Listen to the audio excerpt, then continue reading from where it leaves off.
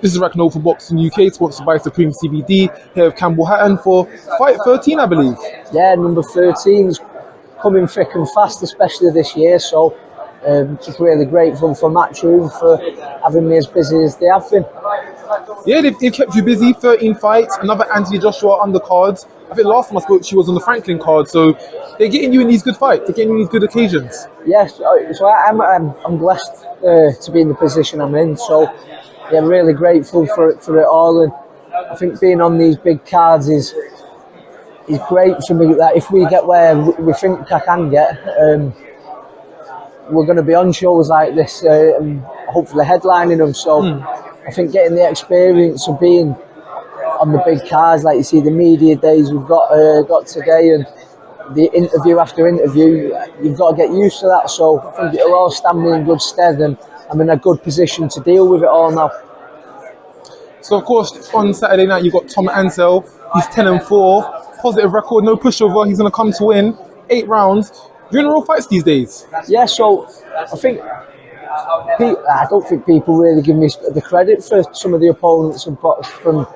I think this is going into my 13th fight, and I'm sure 6 or 7 of them have had a winning record. So I don't think I've been matched particularly. I've not had one fight where you've had your opponent with 100 losses or anything like that. So I think I've been matched perfectly. It's fights that, if I'm on it, I should be winning. But if I don't turn up, you can have a hard night. So I've got to be on my toes, and like this time's no different. I've got a tough test with Tom Ansell. Looks strong. Like, I don't think his record really does him justice for his power. He seems like he can, from the footage I've seen, he seems like he can whack. So it's one of them. It's another good step up, and at a good time for me. It seems like a good step at the right time.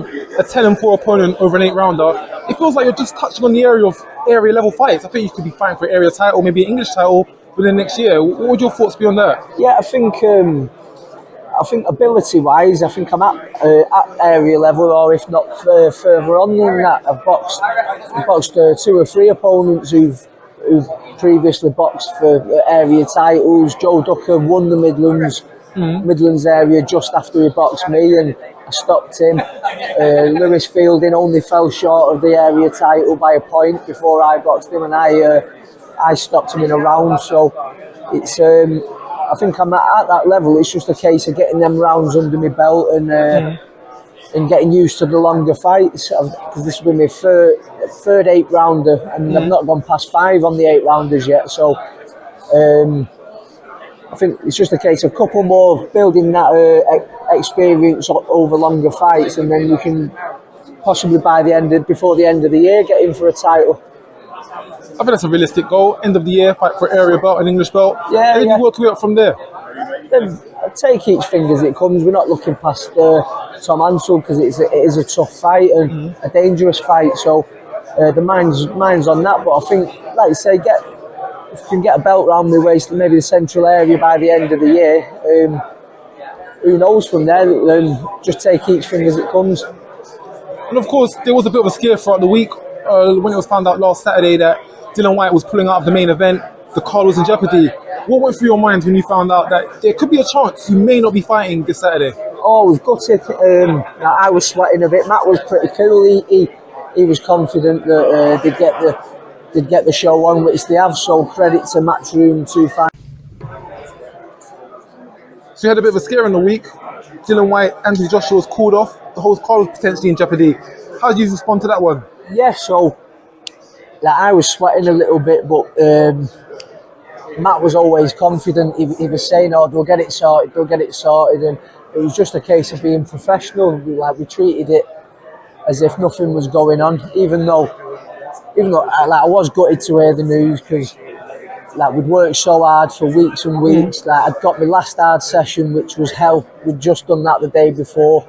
At this stage, you're right down on your food, you're starving hungry. So I'd have been absolutely heartbroken if the show had got pulled. But like I say, the Matchroom AJ 258 got it over the line, and we've still got a fight. So just absolutely buzzing to be here, and mine's on the job. It all worked out in the end. There was no heartbreak in London for the second time this week. Talking of heartbreak in London, talk about Sunday. Community Shield, Arsenal. Yeah, we only turn up for them shields, they just can't dust them. The trophy polish was getting a tired arm, they didn't want an extra one, did they? Fair enough. We'll see you in the league. See you in the league when it counts. Yeah. Anyway, Campbell, thanks for your time and all the best for Saturday, and the journey continues. Time, mate. Top man. Very much.